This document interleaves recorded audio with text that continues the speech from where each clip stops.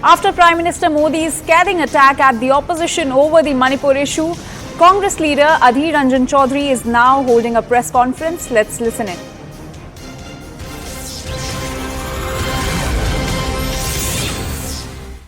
आप सबको नमस्कार। ज़्यादा बात करने के लिए नहीं आए हैं, हमारे छोटी छोटी दो चीज मुद्दे हैं।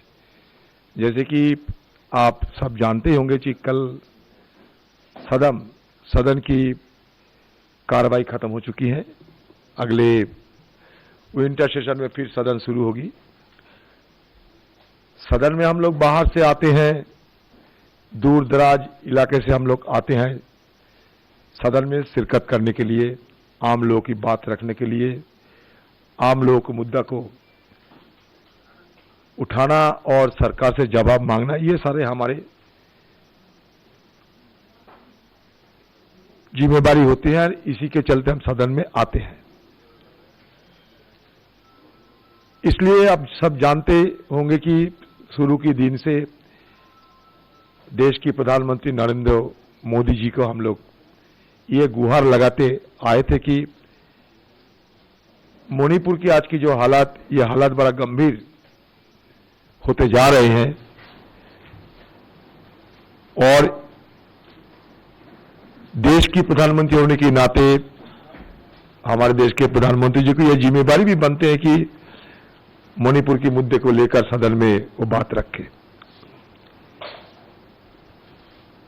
ज्यादा तो हम मांग नहीं किए थे, सिर्फ दो टुक मणिपुर के बारे में बोलने के लिए हमारी तरफ से मांग सदन शुरू होने का पहले से ही हम उठा रहे हैं। ऐसा नहीं कि हम मोदी जी से ये उम्मीद करते हैं कि सदन शुरू होते ही उन्होंने कम से कम मणिपुर के बारे में दो चार बात रखे और हम सदन शुरू कर दें। बस मतलब इसमें साफ है कि हम सदन चलाने के लिए ही सदन में आए और सही ढंग और सुचारू रूप से चले, इसलिए प्रधानमंत्री मोदी जी को दरखास्त भी की है। लेकिन हमारे बात को जब टालते गए तो हमें भी अपना देश की प्रधानमंत्री को संसद में आने के लिए उपाय भी ढूंढते रहे और ढूंढते अंतिम औजार जो हमारे संसदीय व्यवस्था में होते हैं, अविश्वास प्रस्ताव लाए। क्योंकि कम से कम प्रधानमंत्री जी सदन में आके बात तो रखे। तो बस ये आपने देखे हैं, रूल 198 के तहत ये होते हैं हमारा ये अविश्वास प्रस्ताव की चर्चा। और हमारे पार्लियामेंट की ये परंपरा होते हैं कि जब तक अविश्वास प्रस्ताव पे चर्चा खत्म नहीं होते तब तक बाकी जो बिल वगैरह है उसको पारित नहीं किया जा सकता।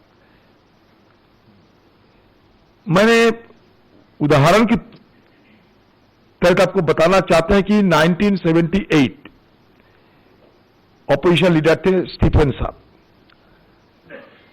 प्रधानमंत्री मोरारजी देसाई शायद 10 या 11 मई को सदन में अविश्वास प्रस्ताव लाए गए थे। उसी दिन, मतलब जिस दिन सदन अविश्वास प्रस्ताव लाए गए थे, उसी दिन सदन में अविश्वास प्रस्ताव के बारे में चर्चा भी शुरू हो गई थी। इसका नतीजा क्या निकला? बाकी सदन सही ढंग से सुचारू रूप से चले। मुझे लगता था कि हमारे पार्टी को, सारे विपक्ष को, हम सबको एहसास तो थी कि देश की प्रधानमंत्री चांद से लेकर चीता तक हर चीज में बात रखते हैं। तो भला मणिपुर क्यों? कोई भी मुद्दे पर देश की विपक्ष के सारे विपक्ष जब मांग करते हैं, विपक्ष की मांग को सम्मान देते हैं, वो भी हमारे लिए और देश के लिए, मणिपुर के लिए कुछ बात रखेंगे। ये तो हुआ ही नहीं, लेकिन इसके उल्टा हुआ। जैसे कि हमारे परंपरागत जो तरीका है सदन के अंदर कि अविश्वास प्रस्ताव लाने से और कोई चर्चा नहीं होना चाहिए जब तक अविश्वास प्रस्ताव की चर्चा खत्म ना हो। लेकिन आज की सरकार ने सारे परंपरागत जो तरीके थे, रीति रिवाज जो भी थे,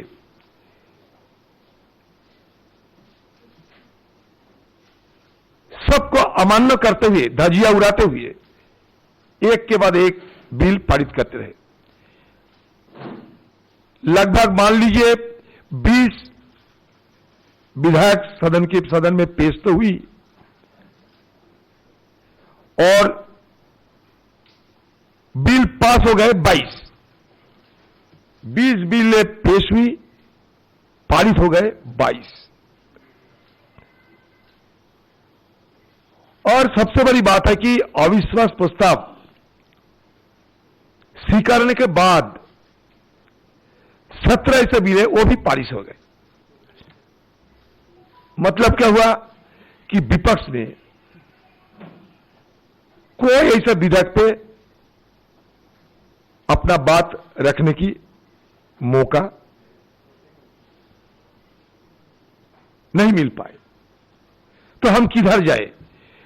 परंपरा इसको मान्यता देने के लिए सरकार को गुहार लगाए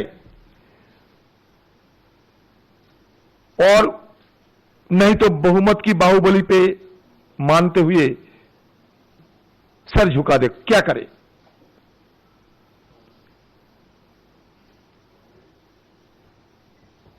तो इसमें सारे जो इंडिया अलायंस, उन्होंने यह फैसला किया था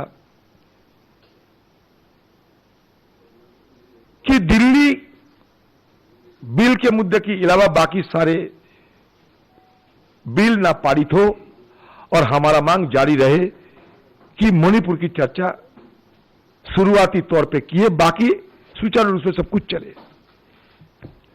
तो ये नजारा हमें भी देखने को मिला जो जिंदगी में नहीं देखा संसदीय इतिहास में।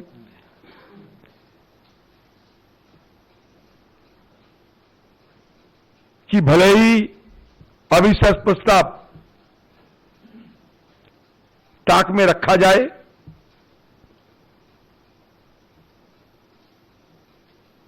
और बाकी सारे बिल को पारित किया जाए,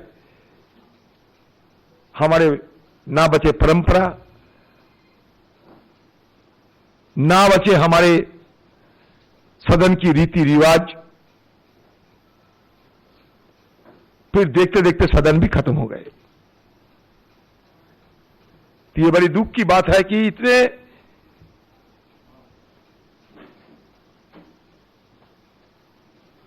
सारे मेंबर हिंदुस्तान की हर कोने से आते हैं, लेकिन अपना बात रख नहीं पाते।